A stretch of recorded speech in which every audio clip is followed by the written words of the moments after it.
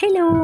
ഇത്തവണത്തെ ഓണം വെക്കേഷനാണ് ഞങ്ങൾക്ക് ഒരിടത്തും പോകാൻ പറ്റാത്തത്. കാരണം ചെറിയ ചെറിയ ജലദോഷവും തൊണ്ടവേനൊക്കെ ആയതുകൊണ്ടാണ് ഞങ്ങളങ്ങനെ ഒരിടത്തും കറങ്ങാനൊന്നും പോകാത്തത്.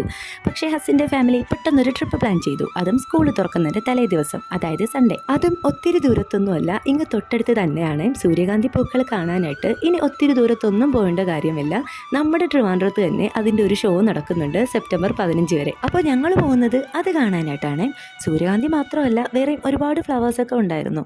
പക്ഷേ എനിക്കതിൽ ഒരുപാട് ഇഷ്ടമായത് സൂര്യകാന്തി പൂക്കളാണ്. എല്ലാ ഫ്ലവേഴ്സ് കാണാനും നല്ല രസമായിരുന്നു. ഞാനിങ്ങനെ പൂക്കളൊക്കെ തലോടി പോവാണ്. പക്ഷേ ഞങ്ങൾ പോയ ടൈം അത്ര ശരിയല്ലായിരുന്നു. നല്ല നട്ടുച്ച സമയം, എരിപൊരി വെയിലത്ത് തളർന്നു കുഴഞ്ഞിട്ടുണ്ടായിരുന്നു. സൂര്യകാന്തി പൂക്കൾ പോലും തളർന്ന് തല താഴ്ത്തി നിൽക്കുന്നത് കണ്ടില്ലേ? ഇത് രാവിലെ സൂര്യൻ ഉദിക്കുന്ന സമയത്താണ് നല്ല നിവർന്ന് നിൽക്കുന്നത്. അങ്ങനെ എല്ലാ പൂക്കളും ഒന്നൊരു വിധത്തിലേക്ക് നടന്നു കണ്ടായിരുന്നു. ഈ പൊരിവെയിലത്തും ഫോട്ടോസും വീഡിയോസൊക്കെ എടുക്കാനും ആർക്കും യാതൊരു മടിയില്ലായിരുന്നേ.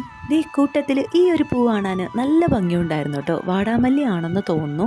3 കളറിലുണ്ടായിരുന്നു കേട്ടോ ഈ ഒരു പൂവ്. പിന്നെ നെൽപ്പാടവും ചോളവും ഒക്കെ അവസാനമായിരുന്നു കേട്ടോ കണ്ടിരുന്നത്.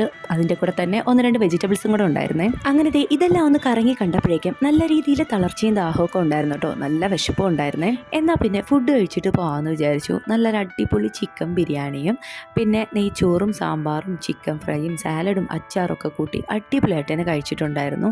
ഇതെല്ലാം ഹസിൻ്റെ വീട്ടിൽ നിന്നാണ് കൊണ്ടുവന്നിട്ടുണ്ടായിരുന്നത്. അങ്ങനെ വയറ് നിറയെ ഫുഡൊക്കെ കഴിച്ച ശേഷം പിന്നെ ഞങ്ങൾ പോയത് വർക്കല ബീച്ചിലേക്കാണ്. അവിടെ ഇപ്പോൾ പഴയതുപോലെ കാണാനായിട്ട് വലിയ ഭംഗിയൊന്നും എനിക്ക് തോന്നിയില്ലായിരുന്നേ. പിന്നെ കുറച്ച് സമയം കടൽ കണ്ട് കുറേ നേരം നടന്ന് തിരിഞ്ഞ് കുറേ സമയമൊക്കെ സ്പെൻഡ് ചെയ്ത ശേഷമായിരുന്നു കേട്ടോ ഞങ്ങൾ വീട്ടിലേക്ക് തിരിച്ചു പോകുന്നത്. ഇങ്ങനെ എല്ലാവരും ഒത്തുകൂടിയിട്ടുള്ളൊരു യാത്ര അടിപൊളി തന്നെയാണ്. ഇനിയും 1-2 ട്രിപ്പൊക്കെ ഞങ്ങൾ പ്ലാൻ ചെയ്തിട്ടുണ്ട്. അതിൻ്റെ വീഡിയോസൊക്കെ പുറകെ വരുന്നതായിരിക്കും. അങ്ങനെ തിരിച്ചു പോകുന്ന സമയത്ത് നല്ല രീതിയിൽ ട്രാഫിക് ജാം ഉണ്ടായിരുന്നേ. അതൊക്കെ കഴിഞ്ഞ് നേരെ വീട്ടിലേക്ക് ചെന്ന് രാത്രിയിൽ പൊറോട്ട കഴിച്ചു മടുത്തതുകൊണ്ട് തന്നെ ഞങ്ങൾ ഒരു ബർഗർ കഴിച്ചിട്ടാണ് കേട്ടോ കിടന്നുറങ്ങിയത്. അപ്പോൾ ഇന്നത്തെ വീഡിയോ ഇത്രയേ ഉള്ളൂ. വീഡിയോ നിങ്ങൾക്ക് എല്ലാവർക്കും ഇഷ്ടമായെങ്കിൽ ഒരു ലൈക്ക്, ഒരു സബ്സ്ക്രൈബ് അത് തരാൻ മറക്കരുതേ.